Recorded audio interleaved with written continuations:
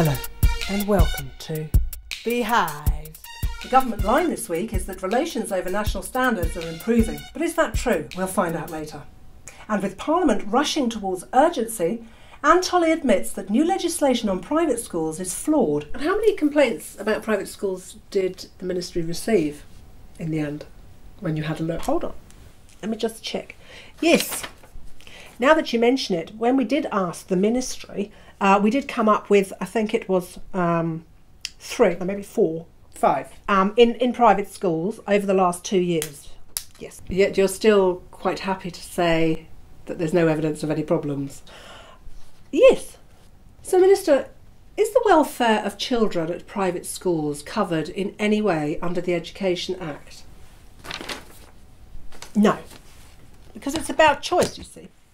Parents choose to send their children to private schools. Parents don't know that they're not covered under the Education Act, Minister.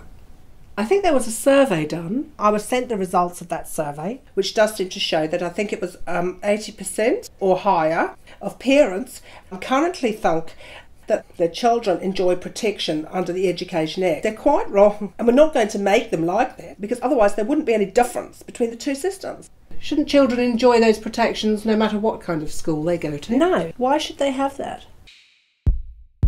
I caught up with Anne Tolley and the Prime Minister earlier about the subject that's on everybody's lips. Welcome to both of you. 200 plus schools have decided to boycott national standards next year. That can't be good news for you. Oh, look, yeah, things take time, and the whole no confidence thing, you know, I mean, often people tell me they've got no confidence in me, and I've got a cousin who's got no confidence, and we just keep supporting and encouraging him, and until finally things get stronger, and it takes time. Anne Tolley, have you got anything to add? I've issued a warning that any boards that do refuse to implement our national standards could be replaced by a commissioner.